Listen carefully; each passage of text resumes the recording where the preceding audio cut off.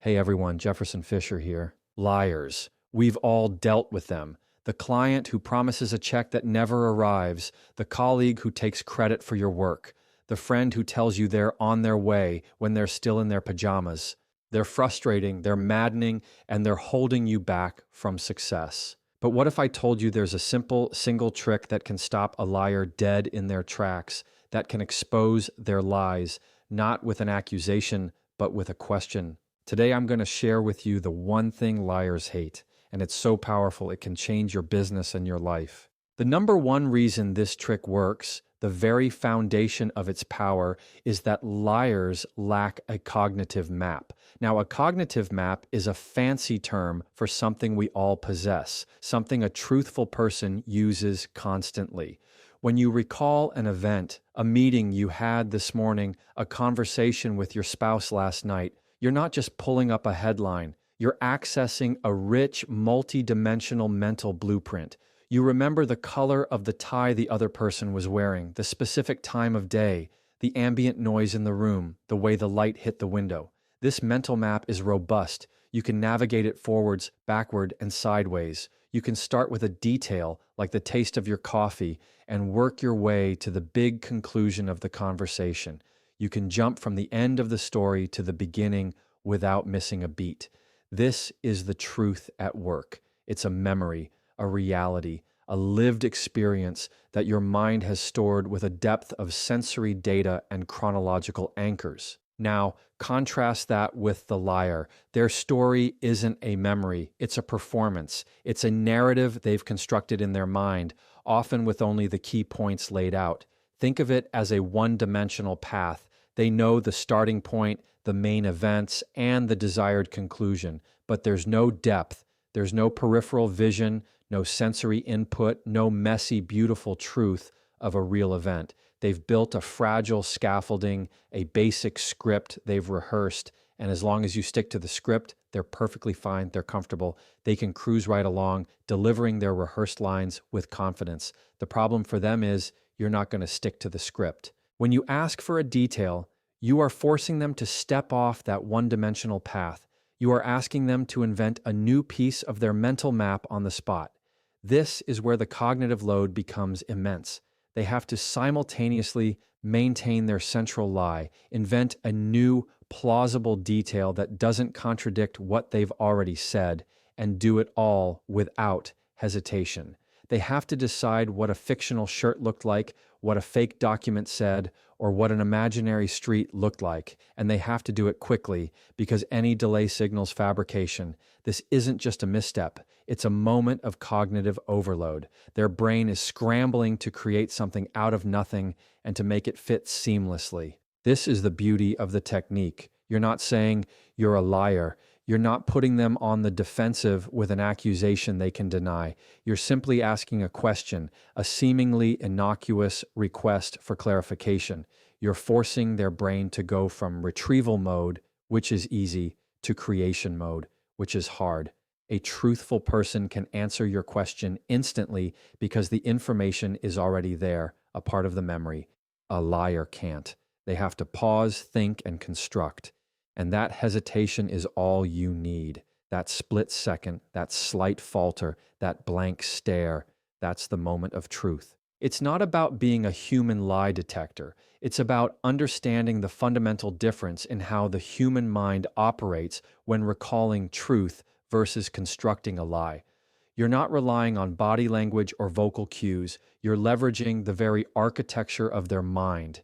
You're taking their one-dimensional story and demanding three-dimensional answers. And because they haven't built that depth, they have nowhere to go. They either have to admit they don't know, which undermines their initial claim, or they have to invent a new lie, which only makes their house of cards taller and more precarious. Now, let's talk about the second reason this works. Liars get trapped in their own narrative. A truthful story is flexible because it's real. If I'm telling you about a trip to the grocery store, I can mention that I saw a friend in the produce aisle, but then remember it was actually the frozen foods section. This isn't a lie. It's a correction based on memory retrieval. My brain is accessing a living, breathing experience, and minor details can be adjusted without compromising the overall integrity of the story. The core of the event, I went to the store and bought groceries, remains unchanged. I'm just tidying up the mental map.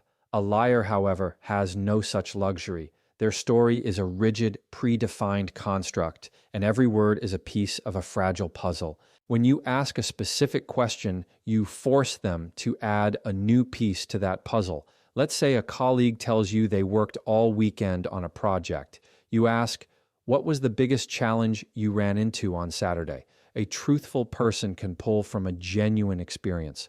"Oh, the Wi-Fi was out at the coffee shop, so I had to go home and work there." The detail is easy to provide because it's a real memory. A liar, on the other hand, now has to invent a challenge for a day they didn't work. The problem is, whatever they invent has to fit perfectly with the rest of their fictional narrative. They have to consider 100 different things in a split second. Will this invented challenge make sense? Will it contradict something else I might have to say later? Is it a challenge that can be verified? If they say the server was down, you might later ask, which server was that? And they're now building a lie on top of a lie. The deeper they go, the more complex and fragile their narrative becomes. It's a cognitive house of cards where pulling one card, or in this case, a single detail, can cause the whole structure to collapse. This is a critical point. You're not just trying to catch them in a lie, you're forcing them to expand their lie. And as any good poker player knows, the more you have to bet, the more risk you're taking. A small, simple lie is easy to maintain. A long, complex lie with 100 invented details is nearly impossible. Their brain is working overtime to create and remember all these new fictional elements, all while trying to maintain a facade of calm and truthfulness. This is why their eyes might dart around, or they might fidget, or their voice might waver. They're not just reacting to your question, they're trying to keep the entire lie from imploding. By asking for a specific detail, you are forcing them to walk a tightrope without a safety net. The pressure to come up with a plausible, non-contradictory answer on the spot is immense. It's a mental trap they have laid for themselves, and your single targeted question is the trigger. You're not accusing them, you're just asking them to continue their story. And because their narrative is so rigid and so fragile, they are now exposed. This next part is the reason this trick is so devastating. Details expose inconsistencies. A lie, by its very nature, is an isolated event. It doesn't connect to the rest of the world because it didn't actually happen. It's a statement that exists in a vacuum. A truthful event, however, is woven into the fabric of reality. It touches other people, places, and times. If I say I went to the bank on Tuesday, that event is linked to the bank teller who helped me, the traffic I sat in, the specific time on my phone, and the deposit slip I signed. These are all verifiable points of connection. A liar's story has none of that. It's a ghost story. When you ask for a detail, you are essentially trying to anchor their ghost story to the real world. For instance, a vendor tells you a shipment was delayed because of a warehouse error. You can't just say, "You're lying," but you can ask, "Can you tell me the name of the supervisor you spoke with at the warehouse?" You're not accusing them of anything. You are simply asking for a piece of information that would naturally be part of the true story. A truthful person can provide that name instantly, or at least remember that they didn't get one. A liar, on the other hand, now has a problem. They have two choices, and both are terrible for them. They can invent a name that may or may not exist, and a person who may or may not exist. And if they do invent it, you can then ask for their phone number or their email address. Every new detail they invent is a new weak point, another thread you can pull, or they can say they didn't get a name, and that raises a whole new set of questions. A person trying to solve a problem with a warehouse delay would absolutely get a name. The lack of that detail becomes a glaring red flag, an inconsistency in its own right. This is the power of a specific question. It forces them into a position where they either have to create more lies, which, as we've discussed, is a high-risk game, or they have to expose a lack of detail that is unnatural for a real event. Either way, their story loses its credibility. The ghost story gets exposed for what it is, a narrative with no substance, no connection to reality. You aren't just looking for a lie, you're looking for the absence of truth, the holes in their story where reality should be. Ultimately, your question is a simple audit. You are checking their version of events against the reality that you know exists. You are testing the integrity of their narrative by asking for a specific, small piece of the puzzle. The truth is resilient. It can withstand scrutiny. Lies are brittle. They fall apart when you apply pressure in a single focused spot. You are no longer just listening to their story. You are probing it for points of connection.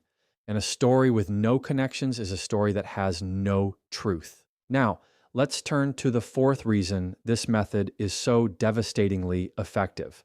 A specific question forces a lie to grow. A liar's goal is to get away with the smallest possible lie. They want to be as vague and general as they can, to stay in that safe, one-dimensional space. The moment you ask a pointed question, you force them out of that comfort zone. You make them add details they never intended to add, details that make their simple lie far more complicated and far more likely to fall apart. Think of a small lie as a tiny seed. If you just accept it, it withers and disappears. But if you water it with a specific question, you force it to grow into a tangled, convoluted weed. Let's say an employee gives a vague excuse for being late, like traffic was bad. This is a classic low-risk lie. It's general and hard to dispute. But instead of saying, okay, you can ask, oh, what was the biggest backup you saw? Now they have to invent a specific event. They might say, an accident on the highway. They've just been forced to grow their lie. You can then follow up, which highway was that on? What time did you get past it? With each question, they have to invent more and more details. They have to decide what kind of accident it was, what lanes were blocked, what kind of cars were involved, and what the time was. Each new detail is a new point of vulnerability, another opportunity for their story to contradict itself or for you to find an inconsistency. This is the key. You are not just getting them to tell you a lie, you are getting them to tell you an increasingly detailed and therefore increasingly unbelievable series of lies. A truthful person can provide all these details seamlessly because they are simply recalling a real event. The details are all part of a single, coherent memory. A liar, however, has to create each detail from scratch. It's a taxing, high-stakes game of improvisation. They have to keep track of every single thing they've said, every invented detail, to make sure nothing contradicts a previous statement. And the more they talk, the more likely they are to slip up, to say something that doesn't make sense or that gives away the whole game. This process is a form of self-sabotage for the liar. You're not accusing them, you're simply giving them the stage to perform their lie in full. And the more of the stage they take, the more the spotlight is on them, and the more their story is exposed. They go from a simple two-word excuse to a complicated narrative with accidents, times, and places. A narrative that is far more difficult to sustain. The lie starts as a single thread, and you force them to weave it into a whole cloth.